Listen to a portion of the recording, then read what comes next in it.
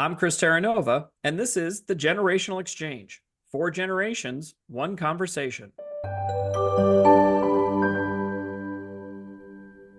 The business world is a tapestry woven from different threads. The experience of seasoned veterans, the tech-savvy energy of the younger generation, and everything in between. In this podcast, we'll unravel those threads, exploring the unique perspectives from panelists in their 30s, 40s, 50s, and 60s on today's business challenges. By bringing together these unique voices, we hope to spark new ideas, bridge the generation gap, and equip listeners with a well-rounded approach to navigating the ever-evolving business landscape. All right, fellas, we're back. Happy Earth Day. The panel's all here. Great to see everybody. Let's start with Jeremy.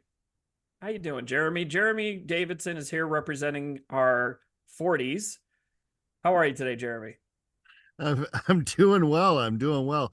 I'll put a little teaser out there that my job search has officially ended, and so we'll share more about that as we can. But we're having a little bit of a celebration today, right? Very exciting. It's very exciting.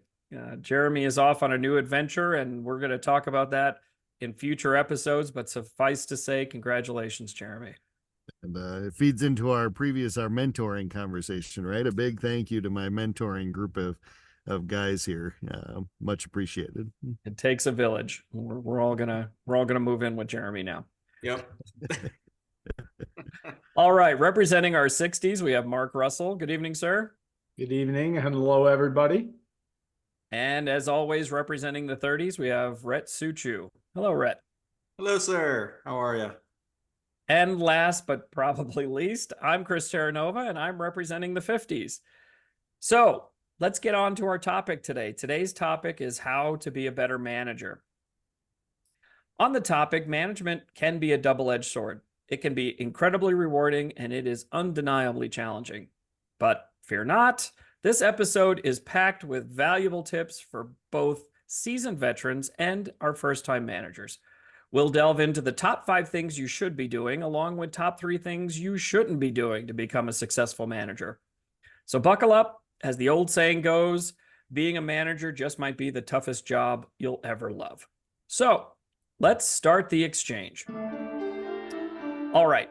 On the subject of how to be a better manager, as luck would have it, the Harvard Business Review published an article today regarding new Gartner research that found managers today are accountable for 51% more responsibilities than they can effectively manage. I think we've all been there. And they're starting to buckle under that pressure. 54% are suffering from work-induced stress and fatigue, and 44% are struggling to provide personalized support to their direct reports. Ultimately, 1 in 5 managers said they would prefer not being people managers given the choice. Further analysis found that 48% of the managers are at risk of failure based on 2 criteria. 1, inconsistency in current performance, and 2, lack of confidence in the manager's ability to lead the team to future success. So that's a lot to unpack, but just in general, as you guys are kind of digesting that, we've all been managers relatively recently. Some of us are currently. Does that resonate with you guys? How does that track? Yeah, I think that hit home for me. A manager kind of evolves as you move through the steps. I remember my first people manager gig was directly managing a handful of folks at the manager level. It wasn't super strategic. It was very tactical, day-to-day operational, removing roadblocks and cheerleading the team on change management initiatives.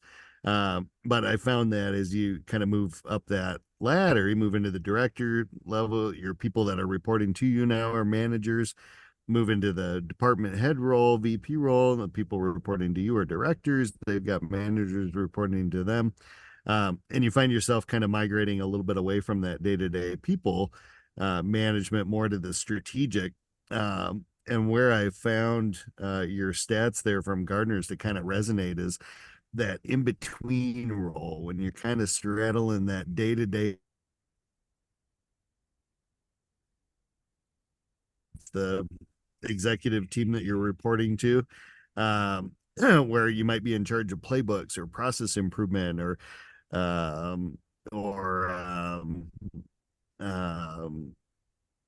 P&L reporting, that takes you away from that daily grind, but you still got your direct reports, right? You still got mentoring to do there. You still got some rah-rahing, some change management. So no, I thought that made perfect sense. Yeah. Rhett, Mark, anything to add to that? The only thing I was going to add is I think also based on the size of the organization you're with will also depend on the number of roles that you may have, and or are you more of a player coach instead of just being that people manager or the strategic vision manager, right? So smaller organizations, everyone's wearing multiple hats, which is, again, related to here in the statistics. But I think that's another element. Some people say, hey, am I supposed to be the smartest programmer, or am I supposed to be developing teams? So again, I think every situation is a little different, but that only helps, validate a lot of these numbers that, Gartner was showing in this latest report. Oh, for sure. It kind of reminds me of our previous episode when we talked about how to get a promotion, right? Where you've got to make sure it's the right opportunity. Are you moving up for the title? We talked about how in, a couple of jobs ago, I took too much on and I was straddling way too much trying to manage all that, despite having an incredible leadership team around me above and below, right? So that really resonates with me because you are trying to do both your job and help grow people, like we talked about being a mentor, trying to get your own promotion, trying to get people promoted. So it's finding some of that balance. But I'm hopeful that, some of the tips and tricks that we talk about today in the episode will help kind of put a framework around that a little bit and maybe help avoid some of that stress. And maybe in a later episode, we'll use that to talk about how you can avoid some of those pitfalls as well. Red, any thoughts? No, I think you guys hit the nail on the head. I'd be interested to see kind of a deeper dive into the study as far as maybe if they were able to kind of categorize it by how long the manager had been managing type of thing. Because I'd be interested to find out how many people maybe didn't get the guidance that some of us have had, right? And got stuck into maybe some of these don't type procedures, and they were self-manifesting at that point. They were making the job harder on themselves than it needed to be, and it was just a recurring cycle. So I'd be interested on that part, but looking forward to discussing it today. Yeah, I think that lack of confidence, right, in your ability to lead the team, I think make sure to go back and listen to episode 3, imposter syndrome. There's some really good tips and tricks there about how to avoid that as well. But let's dive into the meat of the episode. We're going to kind of mix things up. Normally, we give you the things to do first or the things to start with success. We're going to start with the top 3 things that we think managers shouldn't do, and kind of cautionary, keep an eye out for these things. Sometimes it's impossible to avoid, but if you can try to avoid these things, it will make you a better manager and make the things that you should do a lot easier. So let's dive into those. The first thing that we felt like you should not do as a manager is micromanage. And what micromanaging is really just, hovering over your team members, making sure that every single task they do is done on time and done right, and you're kind of shepherding it through. You really should be trusting them to do their jobs, and you should be on the side of providing guidance and support, but not a constant oversight. It's almost like you're starting to try to take over your job. I remember when I first started at a role a couple of roles ago, had a fantastic leader, very gregarious, very smart, very funny, but literally was so in the weeds with everything that we were doing. I almost couldn't get my job done because I was validating everything that was on the list to do, right? And it made me start to question what I was doing. And then I was putting downward pressure on everybody because I had to report back up every single detail to this leader. And it made it really hard, and it made it unnecessarily hard, right? So I think from experience, I've felt that. I've tried not to do it. I'm sure I've done it on occasion, but I think about how that's putting pressure on the people to perform if you're constantly watching them all the time and making them feel like they can't take a step without you, because then it also they start to stop trusting their instincts and then won't do anything without you. And then if you don't want that, you're kind of in a pickle. My 2 cents. Rhett, what are your thoughts on that?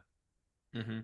Yeah, no, I couldn't agree more. And I have quite a few points on this just because it's definitely something that I try not to do. And I think everyone should probably take a look and see and make sure that you're getting your full team's input. But a couple points on here I would say are it can hinder creativity and problem solving. So micromanaging your employees can kind of stifle their initiative and independent thinking in a form, right? If you're constantly telling them how to do something, they're never going to try and figure it out themselves and or come up with a better way to do it.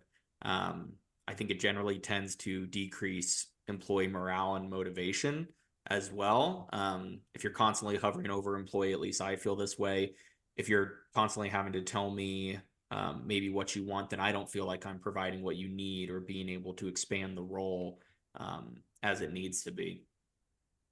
I would say reduces productivity and efficiency as well. So the more time that you're spending telling your team how to do the job kind of takes away from your direct time on being able to do your job, right? So you start to have bandwidth issues there as well. And yeah, I think ultimately it can lead to higher turnover with employees. Highly skilled and motivated employees generally tend to seek out environments where I think they can stretch their wings and perform a little bit. So I don't think they necessarily always want to be micromanaged as much.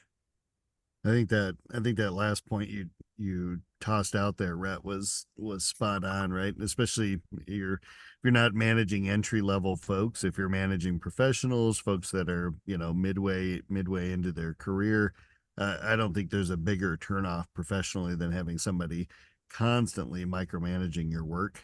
I, I I thought I'd take the flip side approach there and say, if you've got a manager that's not generally a micromanager, and all of a sudden you find yourself being micromanaged, this may be an opportunity for some reflection too, as an individual contributor. I know the handful of times, actually, probably not even a handful, but a couple of times that I've had to get into the nitty gritty and ask for daily updates or ask for X, Y, and Z from an employee that was a departure from how I would normally operate. It was because we were having some performance based issues, right? So if you do find yourself the flip side, you got a micromanager micromanages everybody, right? That's a manager issue. But if you're finding yourself with a manager that doesn't normally do that, doesn't do it with everybody on the team, it might be worth a really candid conversation. One of those, we'll call it a Markism, right? The difficult conversations of, hey, what can I be giving you on a daily basis that makes you feel a little bit more confident in what I'm doing as a member on your team, right? Right. Yeah, no, there's definitely a balance to this, right? Which, we never like the phrase "it depends," but I love your input of, if you have someone on the other side of the fence who just is giving you no feedback type of thing, right? You might have to draw that out a little bit. Oh gosh, yeah. I think Chris made that comment at one point. He's like, "Don't ever be offended if I'm calling you too much. If I ghost you, then you can worry, right?"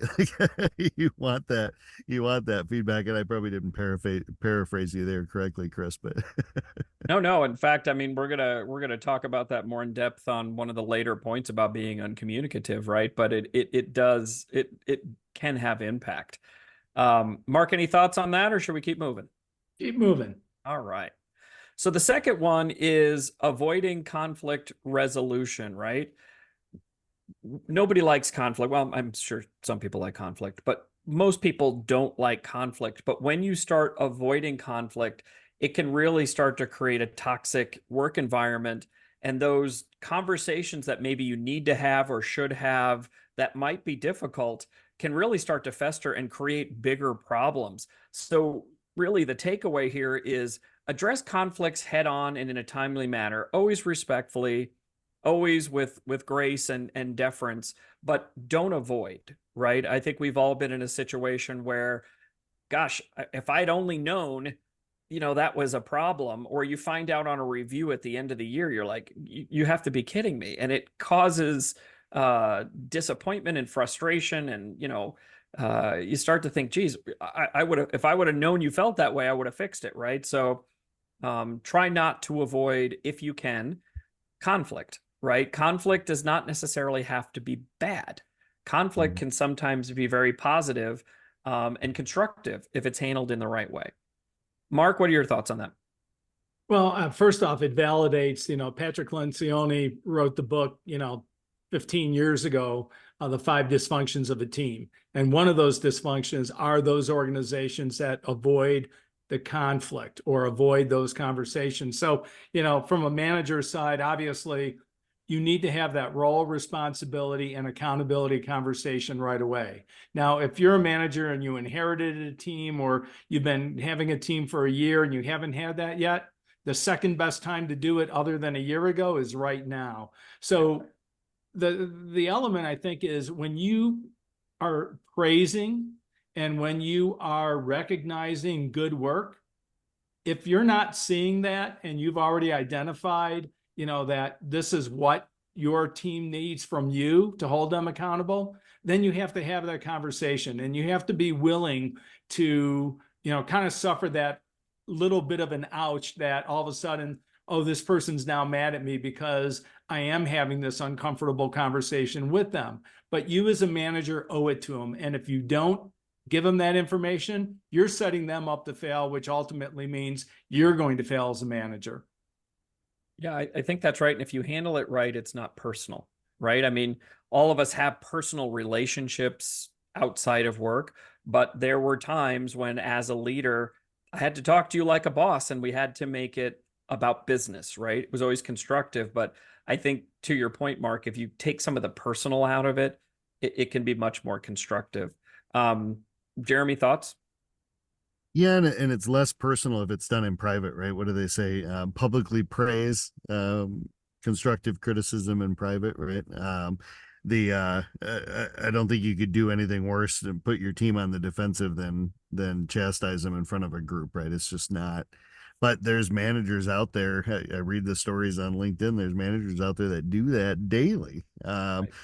It creates that toxic work environment, and I think I put a note on here. It says, you'll end up culturally with the worst behavior you're willing to tolerate, right? And I think, teams see that. Teams see if there's a bad actor in your group or in another department. They see that, they can feel it, and if it becomes a reoccurring thing, it becomes tolerated. And that's the best you can hope for, right? As a culture, if you're willing to accept that, why would anybody else clean up their behavior? So I think it comes from the top down. And at a manager at any level, I think, has a responsibility or an obligation to their team to address those things. And I would encourage, take it offline, address it on the side, address it separately, take the defensiveness out, take the personalness out. But I think you owe it to your team, to your organization, to the culture you want to get up and go to work to every day, to have those difficult conversations, right, Mark? Well, and to that point, there's a counterpoint to that in some cases, even though you want to praise publicly and reprimand privately, sometimes if your team sees a bad actor, if you're not raising that in front of the whole team, then all of a sudden the team starts to feel like, well, gee, so-and-so is always getting away with this, and because they don't know that you've done it. So there is a very delicate professional balance, but sometimes you do have to call out, and again, it's not personal, but hey, we have some folks not meeting the team commitment right now. So again, there's that fine line, and there's never a right or wrong answer. But it's, do you understand the whole situation, and then can you address it appropriately at that time? Because that may rally the team together, saying, okay, he's holding everyone or she's holding everyone accountable, to these goals and metrics. Yeah, It's a great point. That I think it's very situational, right? I think, to Jeremy's point, most of the time, if you can, right, that should be offline. But again, Mark, to your point, sometimes things have to be called out in a group. One, to make sure other people recognize that you recognize there's a problem. And two, it also says, hey, bad behavior is not going to be accepted here, right? We can't always wait until, we're offline. But I think if you can find those delicate conversations at the right point, I think they will make a difference. All right, let's move on to our next point. The third one is, and Jeremy touched on this earlier, being unavailable or uncommunicative, right? That ghosting or that silence, people can't interpret what that is, right? Jeremy was talking about, I used to have a boss a long time ago, and I would never say it this way now, but he used to yell a lot, right? He was always yelling at me. And I finally said, man, you're always yelling at me. And he said, Chris, you don't have to worry about when I'm yelling at you. You have to worry about when I stop. And it really, I didn't quite understand that at the time. I was probably 23 or 24, but I did over time, right? Because I saw him stop talking to people, and all of a sudden they were no longer at the company, right? So that was something that resonated with me. I would always say it better, and I try not to yell, right? But I think there was a point there. But being uncommunicative, being silent, you can't expect people to understand that they're doing a good job or they're not doing a good job. You've got to make yourself accessible. You've got to be clear in your communication. You have to regularly update people on their projects, their goals, the company, what's going on. Make yourself available. As hard as it is, like we were talking about, there's all these stressors and managers are being pulled in more direction than ever before. But if you disappear, because you have your own work to do too, the team doesn't know why. And they're going to typically assume something negative. Mark, I'm going to start with you on this one. What do you think about that? Well, I think it's, spot on. And the data that is supported is in that Harvard Business article. It said 53% of employees say they do not derive valuable outcomes from interactions with their managers. And so managers whose direct reports can't derive value from their interactions are 2.7 times more likely to fail. Wow. So it just reinforces, if you're not communicating, everyone's going to be left in the dark and only bad things will happen. No, and it's tangible data supporting that. This isn't just theoretical, that data is supporting everything that we're talking about. Rhett, what's your perspective on that one? Yeah, I think you have to be present. I really like the mantra of leading from the front, right? So this one doesn't tend to, I think, come up with me as much. If anything, I'm probably more on the side of, allowing them to have that space and use their superpowers and everything, and not kind of being overbearing with, how are you doing? How are you doing? How are you doing? They're like, I'm doing fine. And not, well, what does fine mean? I know Mark and I could go into this whole conversation, but anyways, to that point, I think you do need to be present because you are a conduit for your team, right? Like, you are where the energy starts. You're where we just discussed where you need to put some bad energy to rest and stop it from prevailing and becoming resentment among your team. And so you need to be there and be present for your employees, both on a level, and I think we're going to get in here, but your direct reports and sometimes your skip levels, right? And so you being present and available doesn't necessarily mean that you have to have 27 meetings with your employees all week, right? It can be something as simple as a check-in once a week where you just say, hey, I know you're working on XYZ projects. Just want to make sure there's nothing I can assist you with or get a roadblock out of the way, right? And if they say they're great and they're doing great based on the reports you got, then maybe it's just that monthly check-in where you follow up with them again and you get more deep. So, but I do think you need to be present and, setting an example.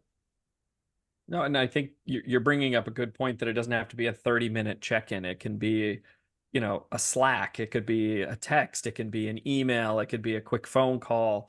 Right. It can be any or all of those things. And I think that's a really good point too, especially if you have larger teams or you have a large project that you're managing yourself. Don't make it so formal. Just a quick, how you doing? Like, what would you expect from your manager? What would you like to hear or see? That can go a really long way. I think it's a great point. Yeah, it's funny to bring up a personal example of it, not to keep going on this, but there was an employee that I had a little while ago that was one of the main points that she had for me on why she found me such a good manager, was because I took 15 minutes once every 2 weeks to meet with her and do a skip level, right? And just talk about how things were going. And it was it was great to hear, right? But when I was having those conversations, I didn't necessarily know that I was having a huge impact on this person, right? But yeah, I think that's a prime example of where being present makes a difference. Yeah, it's So just a simple act of kindness, right? yeah. In a way, just being present, like you said. Jeremy, what do you have any thoughts on that one? I was going to chime in, especially from in a remote world, right? A lot of the teams that we're interacting with, that we're dealing with and working with every day, they're remote. And it used to be you'd run into somebody while you're grabbing a cup of coffee or grabbing a water out of the kitchen, and you'd have that water cooler conversation. And a lot of teams out there don't have that anymore. So, the opportunity, I mean, there's a lot of benefits to having a quick one-on-one with your folks every week, right? They've got roadblocks. They want to hear from you. What are we prioritizing? If there's any changes in strategy or updates, it allows somebody in a leadership position to be as transparent as they can be, right? Just having those regular check-ins. But as you guys were talking through that point, the one that really resonated with me was just that general camaraderie feedback. In a remote world, we don't always get that, right? You can have a top performer that's out on their own that you don't talk to for a week. Just that quick check-in that says, hey man, you're doing a great job, right? Is there anything, can I get you any information? I think that's invaluable. No, 100%. I think again, these may be a top three, but you can see kind of these tendrils of how all of these things can impact teams. So, there's a lot of good information I think that we've thrown out there, but hopefully that gives you a sense of, some of the main things to avoid that are easy to do. Let's move on to something maybe a little more fun or a little more positive, if you will. The top 5 things to do as a successful manager. So the first one is setting clear goals and expectations. And one of the things that I think could be really useful is, using what's called a SMART goal. And SMART stands for specific, measurable, achievable, relevant, and time-bound. And that helps to ensure clarity and focus. It keeps everybody on track. It keeps everything measurable. Rhett, I know you have some experience with this, right? I think you had it with some customer onboarding. Can you talk a little bit more maybe about the specifics of the SMART goals? Yeah, I think the best way to explain it is to kind of just go through an example, right? So I went ahead and came up with one for the audience here that could be an example for you. Right. And you could really apply this to any industry that you're in, right? But so let's go through SMART, right? Let's say we're wanting to increase customer engagement with the product by 20% during the onboarding process. So from first sign up to first key action. All right, how will we want to measure that? Well, we will keep track of this by monitoring the completion rate of a specific key action within the product. So this could be completing a tutorial, acknowledging a certain step, reading over or reviewing something with the client, right? And being able to kind of check a box as far as, okay, we know this action is taking place. Achievable. We are hoping for a 20% increase. We believe this is ambitious, but achievable by improving our onboarding materials and offering additional support during initial steps. So don't set a goal that you're never going to hit in a million years, because that's not going to help anyone, right? Relevant. This is going to increase customer engagement during onboarding, leads to a higher product adoption rate, reduce churn with customers, as well as ultimately increases the customer lifetime value, right? So come up with that why it's important. And relevant, and then time bound. We will achieve this goal within the next quarter, or the next 2 quarters. It's always important to put a timetable on it, because that, in a good way, kind of pushes you to continue to get it done, right? If you just say we want to increase in 20% and you don't put a time frame, all right, well, when the end of the year comes, you're going to be, well, did we hit it? Did we not? Should we have chosen a new goal at some point if it wasn't working out? So not to go too much into detail there, but I figured people would just like to go through an exercise of how you do it, right? No, it's great. I think you tied it off perfectly, because not everybody probably knows what a SMART goal is. So you just kind of gave a clear example showing how smart you are, right? And ladies, he's single. So thank you, Chris. You're welcome. Well, we got to celebrate these things. Anyway, moving on to the second thing. Foster open communication. Encourage open communication by creating a safe space for your team to share ideas, concerns, and feedback. Be an active listener and demonstrate that you value their input.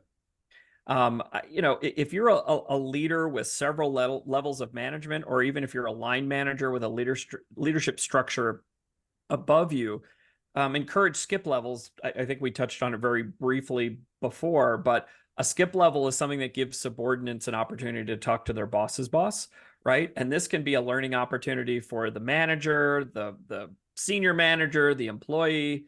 I used to do those all the time. And I think people were initially scared of that. And we've talked about this in previous episodes, but that's how Rhett and I really got to know each other. Rhett was, I think, 200 or 300 levels below me when we started. Couple levels below me when we started. I'm picking on you today. I'm sorry. I moved up really quick. I haven't seen you in a while. It's good to see you. But, we've talked about this, how, that imposter syndrome and getting a mentor. Rhett came up to me. We started talking.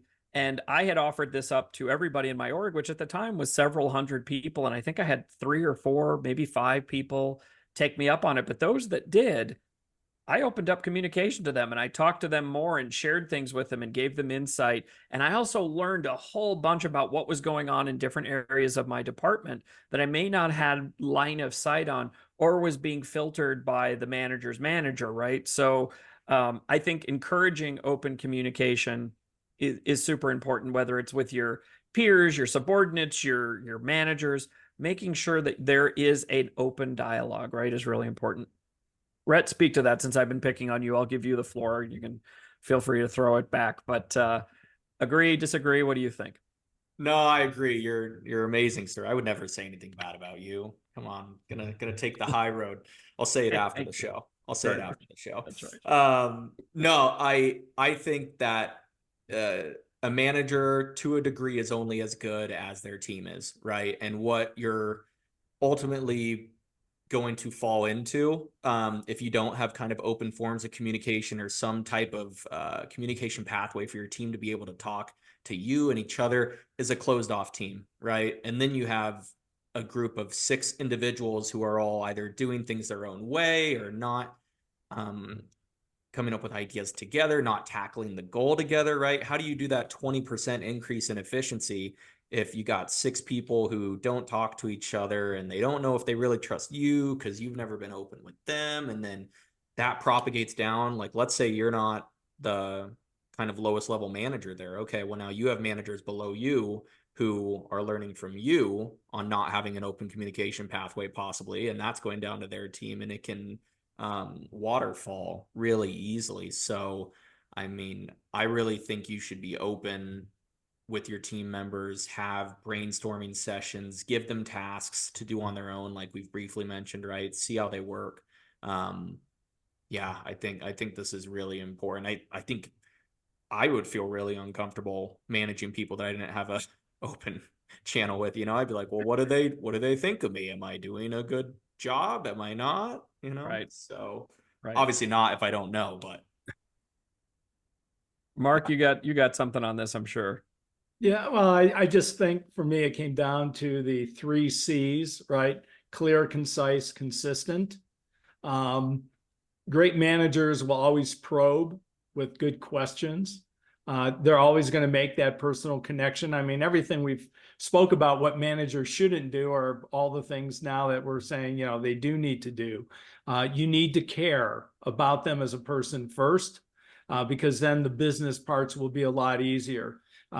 You need to parrot back what you think you heard just to get that affirmation of, is that what you really meant? Am I understanding you correctly? So that's where you build that alignment. And when you have alignment, then you can have those uncomfortable conversations of, gee, I know you want to be able to do this. I haven't really seen it. How can I help you get back on track? And maybe they're going to come back and say, no, I think I'm knocking it out of the park. So that opens up that dialogue.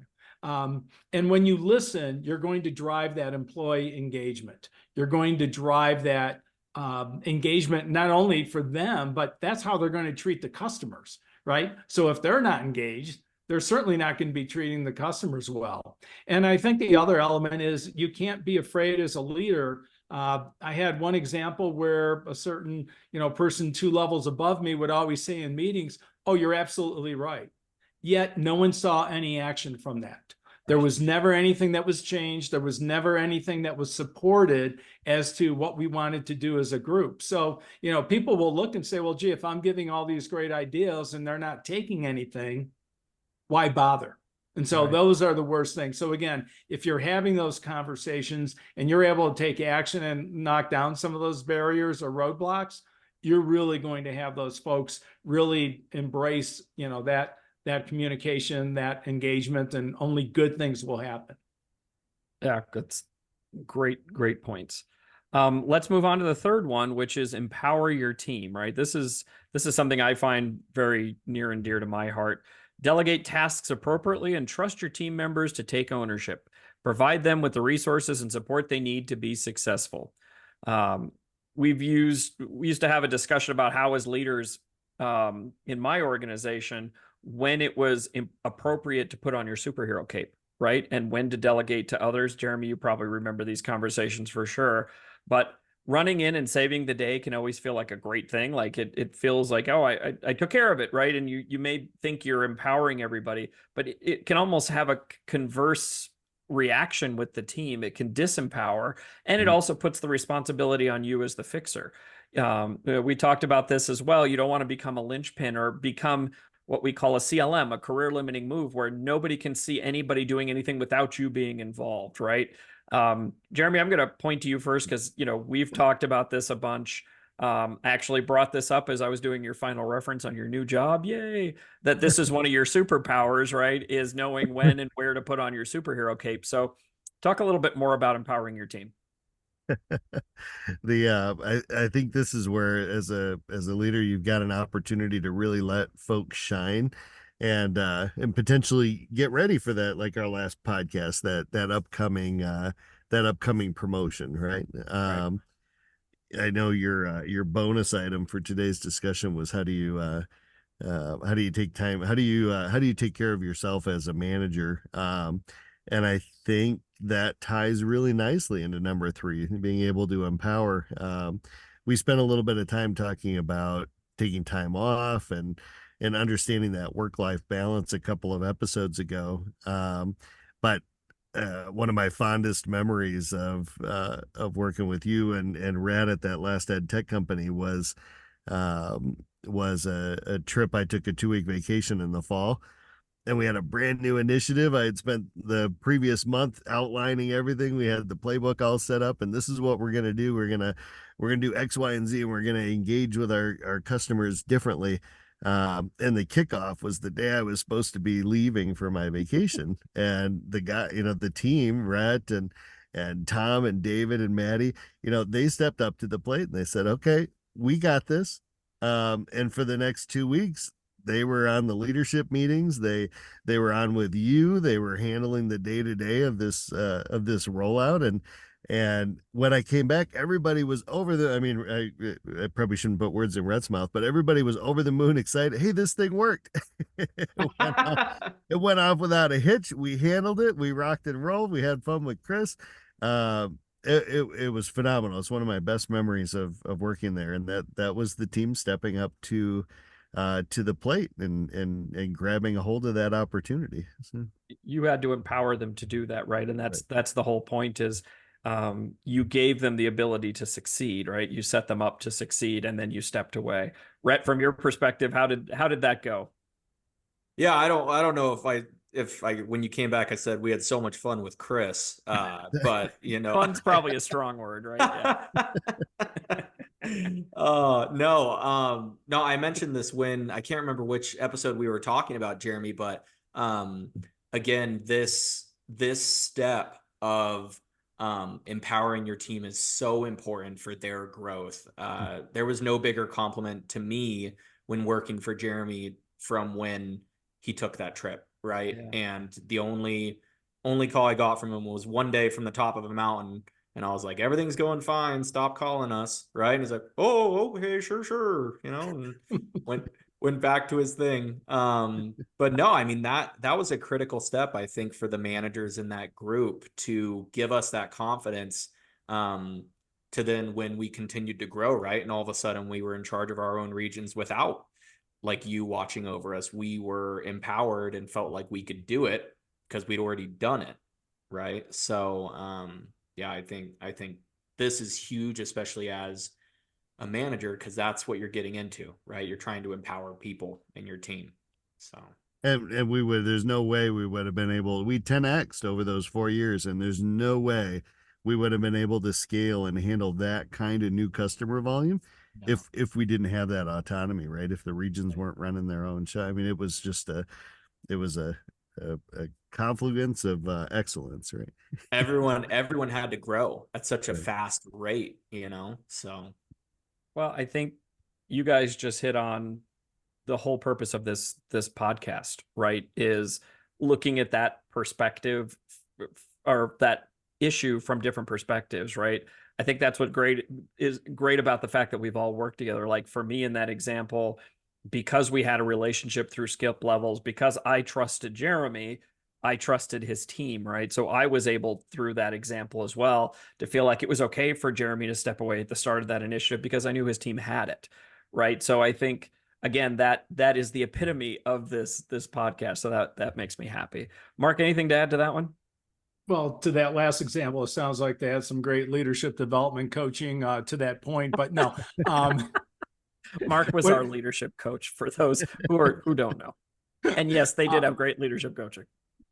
No, but I think as we shared a couple of weeks ago, where I found it working for me is, I didn't have to be the smartest person in the room. So the last team that I helped build was a training team, and I was able to blend a lot of subject matter experts along with educators. We made sure we collaborated with a couple of strong instructional designers until I could get budget to actually hire a few on my own. And so since I didn't have any of those talents, it was easy for me to let go and let them do and let them be empowered, with support and collaboration. I taught them how to go deep in discovery with our internal customers to make sure we were building out what they needed from a training perspective, but they were responsible for developing and delivering, and then the feedback loop, right? So those are all the things that, again, if you're strategic and you're able to handle those things and find the right people, it makes it real easy to empower them. Well, and thank you for saying that, because that takes us to number 4, which is provide regular feedback and coaching, right? Which we've just been talking about. But, one of the things that I think I would stress very strongly is don't wait for an annual review or a review period. Make sure, like we talked about in being a good communicator and not being uncommunicative, make sure you're providing constructive feedback. You're giving coaching opportunities all the time to make sure that your team is growing and they have the ability to improve. I always stress regular one-on-ones. I think all of us, and Mark, you taught me that, is having a regular one-on-one with the team. It gives the team an opportunity to talk to you directly, get that kind of ongoing adjustment rather than these big seismic shifts at certain periods of the year. And it also gives you that opportunity to coach, to mentor, to grow, to get feedback, all of that happening in real time. And if you do that, you're constantly on an iterative improvement process rather than having these, once a year, hey, you need to do this differently, or yeah, you did that great. Make sure you're talking to people all the time, right? I think that's really important. Jeremy, what are your thoughts on that? 110%, right? That annual review time is the wrong time, hands down, for a surprise. We used to spend quite a bit of time on that, Red, as a department, right? Talking about, okay, this is our opportunity to shine, right? We're talking about our wins. We're talking about what we did to grow the business and grow the department. We're not having conversations at all about performance. If there's performance related concerns, they come up in real time. And we had a good example of a department while we were there that wasn't doing this effectively. And push came to shove, individual contributors' performance had degraded down over a period of a couple of months. And when that director finally pulled up with that individual contributor, it was time to talk about a performance improvement plan. They found out that individual contributor's family had been in a terrible car accident months before, and had lost a family member. 100% attributed to the performance. I mean, obviously, right? I mean, that's life. That's but because that regular touch base and communication wasn't there, it was being interpreted as a performance issue. And I think 110% avoidable, right? So that would be my call out. I couldn't give you enough thumbs up on that. Annual review is the wrong time.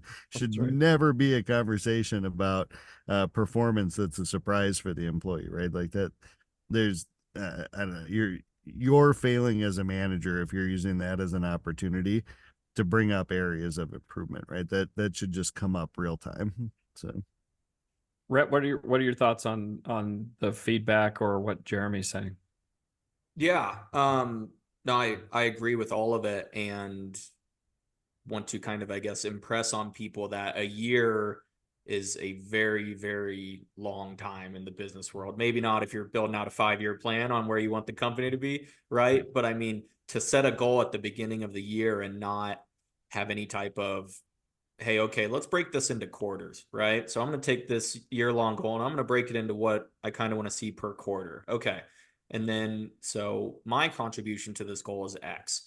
What are my team members' contributions, right? What are my leads? What is their kind of role in this? Let me talk to them about a quarterly type of goal, right? If we want to look at performance, let's look at it on a smaller scale. So we not only don't have to wait an entire year to maybe look at a performance thing, which again, you never want to do, but two, you can measure it in quarters and you can actually have more real-time input and pivotability, if I can use that word, to be able to kind of change if it's not working, right? If by end of Q1, you're only an eighth of a way to your goal, are you going to get there by the end of the year?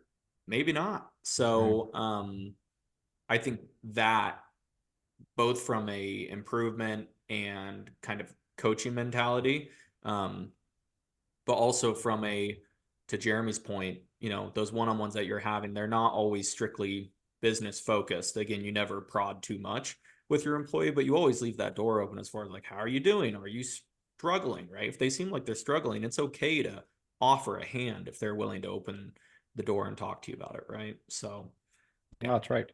That's right. Mark, any thoughts on that? People want to talk.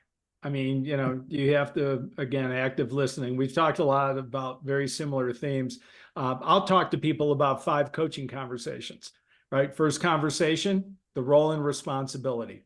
Secondly, and you mentioned it earlier, Chris, that little quick connect. Hey, how's everything going? Red light, blue, green light, yellow light. Tell me about it. You have your regular check-in on a regular cadence. Then you do your developmental coaching as they want, or you have to set aside some time to do that developmental coaching, because the last thing is that annual review. That becomes a little bit more formal, but again, there should be no surprises. No, that's right. And, I think adding that little statement that you always said to us, right, which initially I used to drive me crazy, but then I came to look forward to, was what magic did you do today, right? It's a great way of, it's like asking, if you have kids in high school, how their day was. Don't ask questions that they can give you a one-word answer to, right? That's the kind of question that if you can start that dialogue, you can start that feedback, you can use that as an opportunity to coach, right? And you taught all of us that that we actually may have created some magic that we didn't even know we had, right? So I think keeping all of that in mind. All right, let's move on to our last point, and that is recognize and reward achievements, right? This is something, again, that I think we all feel very strongly about, is celebrate successes, both big and small. They don't have to be, the gigantic project. It could be a little win. It could be an improvement in an email. It could be all kinds of things. Public and private recognition shows your team members that their hard work is valued, right? And I think that's really important. And it sounds so simple, but it means so much. And it doesn't have to be monetary. It can be all kinds of things.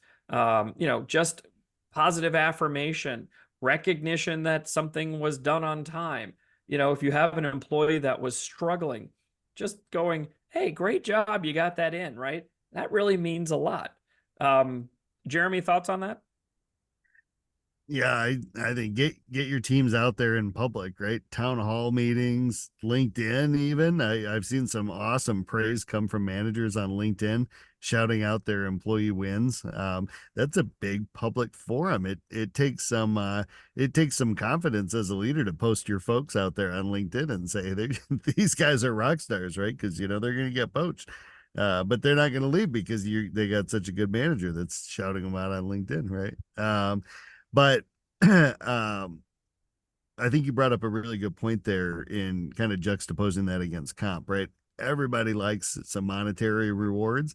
But depending on how folks are motivated, and I'll tell Mark's personal strength surveys, right?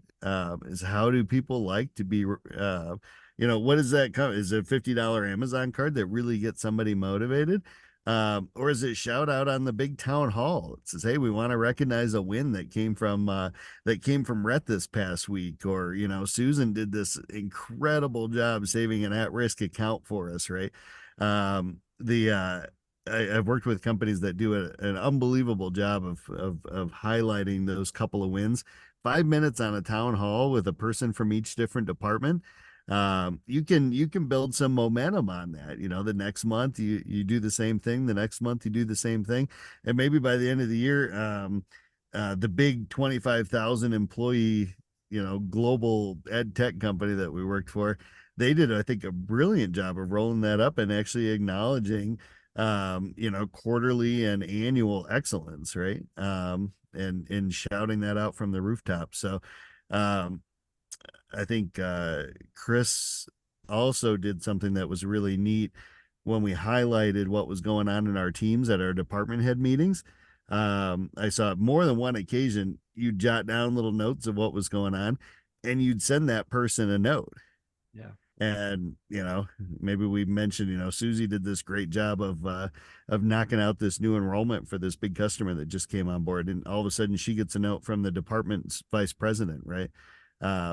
You're talking about folks, behind closed doors, and you're sending out good praise. But if that doesn't somehow get back to them, they don't know. Does it happen if a tree falls in the forest? Did it really happen? The 5 minutes that it took you to jot that little note to them, it says, hey, this came up. I'm so pleased. I couldn't be happier. Thank you for going above and beyond. Whatever your note might have said, that can make the world of difference to somebody culturally within a business. And again, I'll echo, especially in a remote environment. It makes a lot of sense. And I think, you're going to be starting at a relatively small company, right? You work at a small company right now. There's not always funding to buy things or give presents, or, sometimes it just has to be words of affirmation or something positive, and I think to the point you just made, it does make a difference. This doesn't have to be some grand gesture. It can be very simple, it doesn't have to cost money to provide recognition, right? So I think that's really important to call out as well. Mark, any thoughts on that one? No, Jeremy said it well. Mark's got nothing. All right. And as Jeremy alluded to earlier, we do have a little bit of a bonus tip towards the end here is, going back to our Gartner research, is make sure as a manager you are practicing self-care. Being a manager can be stressful. It's hard. You have to do your job, and now you're managing other people. Make sure whenever you can, take care of yourself. And again, that doesn't have to be some expensive trip or something like that. It can be a meditation. I've taken up doing 10 and 20-minute meditations where I just take a step back and just catch my breath. That is a great way to do self-care. Doesn't cost anything, and you don't lose your whole day, but you just take a few minutes to kind of check in with yourself, right? Make sure you're eating well, make sure you're taking breaks, make sure you're getting enough sleep. All of those things are common sense, but you really can start a death spiral if you're not eating well, you're not sleeping well, you're stressed out. Rinse and repeat, and you just keep getting farther down. And any thoughts or suggestions on the self-care, guys, before we wrap up? I'll just say that it's the number one priority. And as they say on airplanes, and I heard countless number of times, you've got to put your own mask on first before helping others. So if your mask isn't on and you're not feeling good about what you're doing, your team's going to see it. You're not going to be able to support them the way they need, and they're going to notice it. And that's going to cause probably a lot more, questioning, on their part. So, be the example. And I think we said this in our second session. If you're on PTO, be on PTO, set that example. If you need to work some long hours because the big projects do, or, whatever is needed at that time, you set the example, but always communicate with positive intent. But again, you got to put your own mask on first. Great. I like Jeremy? that one, Mark. The PTO one resonates, right? Lead by example there. Because we do really 100%. want our folks to take time off and take care of themselves. I made a note, Chris. One of my favorite things to kind of blow off some steam was the walking meetings. And I know companies companies get super keyed in on always wanting you on video. And I find it to be draining, absolutely draining. I think there's a time and a place for it. But some of my favorite discussions that we had over the years were walking around, just chit chatting during our hour. So toss that out there as an idea. Oh, it's great. We took advantage of the remoteness, during COVID. I think that was probably the best shape I was ever in too, was I could walk for a couple of hours and just go from call to call. It did help me with some of the stress and some of that mental exhaustion of always being on when you're on camera, right? So I agree with that. Red, anything to tie us off with? No, I think you guys nailed it. And he's single, ladies. All right, so let's remind everyone of our key takeaways from the conversation today. There's a million things to know as a manager, right? We're not going to be able to cover them all in one podcast, but I do feel like we touched on a lot of things that can make you successful. So to close out, just a quick review of the do's and don'ts. Do set clear expectations. Do foster good communication, but don't micromanage. Do empower your team. Don't avoid conflict resolution. Do provide regular feedback and coaching, but don't be unavailable or uncommunicative. Do recognize and reward your team. And finally, don't forget to take care of yourself. All right. That's the end of our episode. As always, guys, great conversation. I think a lot of good information in there. For everybody listening, thanks for joining us on this episode of the Generational Exchange. We hope the conversation between the generations sparked some new ideas and helped you see the business world from fresh perspectives. Don't forget to subscribe for more insightful discussions across the generations. And if you have a burning business question you'd like us to tackle, leave us a comment or shoot us an email at cmsrconsulting@gmail.com. Until next week, from all of us here at the Generational Exchange, thanks for listening and happy learning.